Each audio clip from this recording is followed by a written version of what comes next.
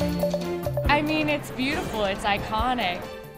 An iconic tourist attraction is back open to the public. Thanks for joining us. I'm John Adams. The historic Timberline Lodge opened its doors this morning after being closed since Thursday night's roof fire. KGW photojournalist Jake Brown visited the lodge to speak to some of the visitors and workers. They all say they're glad the fire wasn't worse. My first thought, of course, was like the wedding and oh my God, what are we gonna do? It was being passed around on Instagram a lot. You know, everyone was kind of freaking out. Thursday night, there was a fire in the historic Timberline Lodge.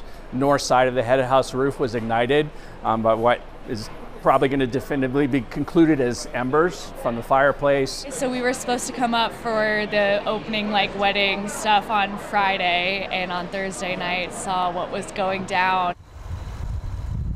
The hotel has been closed since then. We opened up at 10 o'clock this morning, but it's wonderful to see the guests back here, but there's also a lot of repairs, water mitigation, and historical restoration going on right now and will continue for quite some time. Super relieved that it wasn't so bad and they're able to reopen this quickly. But the connection to this place over lots of different generations, it's near and dear to a lot of people. When you think of Oregon, I see Timberline Lodge. It's kind of like my local playground, I'd call it. A sacred space that fills people with stoke. We're very fortunate, as you can imagine. Could have gone a lot of different directions, all of them much, much worse. It's full today. It seems like they're business as usual, so I'm optimistic that nothing will really change. We're through the worst of it, absolutely. More challenges coming, but Timberline's going to be okay. If they could have everything open for New Year's party, that would be sweet. Come up for the fireworks and ski down at midnight. I couldn't even imagine a Mount Hood without Timberline Lodge. I just want to say thanks for the memories, Timberline. Love you. Well, part of the work that remains is not only restoring the roof, but preserving it and other historical artifacts at the lodge. The building's rich history dates back nearly a century now. From the beginning, it was built to create jobs during the Great Depression, which gave Oregonians new skills that further boosted the local economy. The lodge became a national landmark in December of 1977, cementing its impact. Go there for family vacations, for skiing, to see the beautiful Mount Hood, to experience, all that is Oregon, the greenness and the beauty of Oregon. Not just people from Oregon, but around the country and around the world. Its exterior was also featured in the Stanley Kubrick film, The Shining. The Oregon Historical Society says about 2 million people visit the lodge every year.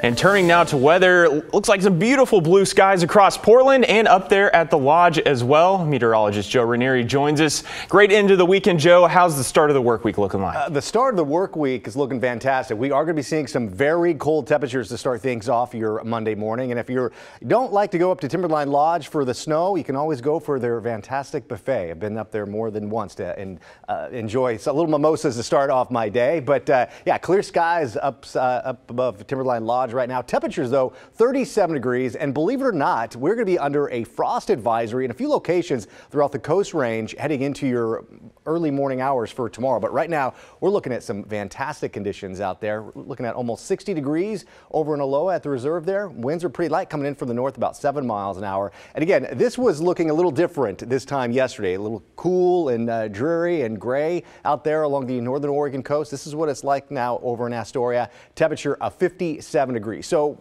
we have this ridge of high pressure in place that's going to be with us for the rest of the weekend and tomorrow and Tuesday. We will be seeing our temperatures gradually warm up, and we're not going to be seeing any threat of rain over the next few days. That model is showing a 10% chance, but really we're looking at nothing but sunshine heading into the start of the week. Again, that blue you see is that frost advisory. I'll talk more about that in just a few minutes. All right, Joe, thank you. We'll see you in a little bit. A new study by Portland State University hopes to shape the way those experiencing homelessness are housed. It looks at how different types of shelters can affect whether someone gets on track to permanent housing. Our Deidre Johnson has the details on what shelters offer the most support. For some experiencing homelessness, it can be a constant struggle being in and out of shelters.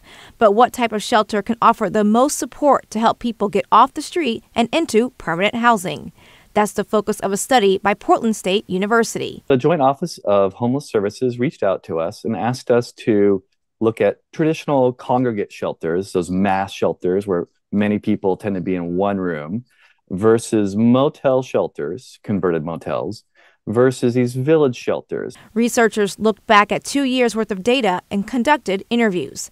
Several factors were analyzed as part of the study. So what we did is we looked at the cost of each, the cost to build and operate. We looked at the experiences of clients in different types of shelters.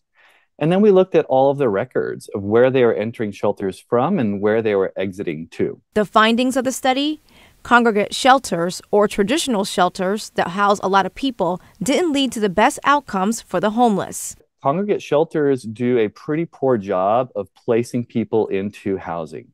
Congregate shelters only had exit records for about half of people who had stayed in them. And even with all of that missing data, what we still saw was that they returned about as many people back into unsheltered homelessness as they placed into permanent housing. But what did work to help those most in need? Alternative shelters like motels or village shelters. Motel shelters and village shelters, they tend to be smaller. They're with the same group of people. And, the clients there felt very supported. They could build a sense of community. And they built really good relationships with the staff who were able to help them navigate some of these really complicated services. One of the most important reasons why they work: the privacy they offer. Having your own private space really matters. Having your own motel room or even your own pod in a village gives people a sense of autonomy and dignity and safety. While alternative shelters are more expensive, researchers say it's better to put people in shelters that will help them build a better life. We might have to pay a little bit more in terms of services and staff to make certain that people are successfully exiting homelessness, but I think that's absolutely an investment that is worth it for those people and for our entire community. The Joint Office of Homeless Services released a new community sheltering strategy based on the research. The study also found having culture-specific communities help those experiencing homelessness feel safe and connected to their community.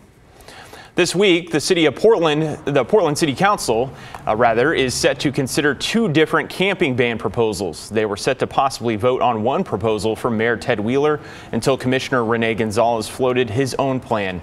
Wheeler's plan would impose fines or jail time if campers refuse to shelter when there is space available.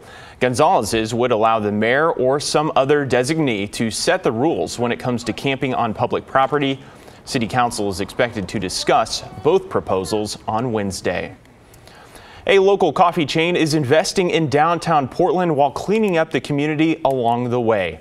Our Sydney Dorner has more on how the new cafe is a nod to the city's perseverance. Sydney, what can you tell us more about the opening?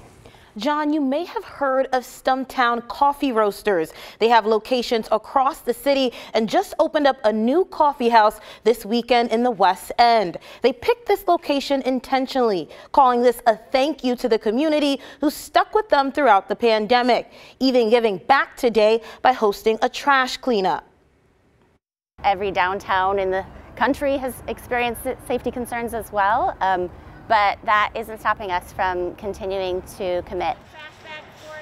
Stumptown Coffee is showcasing their devotion to downtown Portland, opening up a new shop at Southwest 11th Avenue and Washington Street. They aren't strangers to the area, with the location on Southwest 3rd Avenue since 2003. We have stuck it out through COVID and beyond, and we really believe in this city coming back, and so that's why when it was time to pick our newest location, we decided we were going to stick with downtown Portland. The coffee company held many events this week to celebrate the grand opening, teaming up with Solve, an environmental nonprofit, to host a cleanup, inviting Portlanders to pick up trash, from their Southwest 3rd Avenue Cafe to their new location in the 11W building. And a lot of us are just happy to get out and kind of invest our time back into the community and try to clean up the neighborhoods around us. Volunteers say they are noticing a slow turnaround for downtown Portland.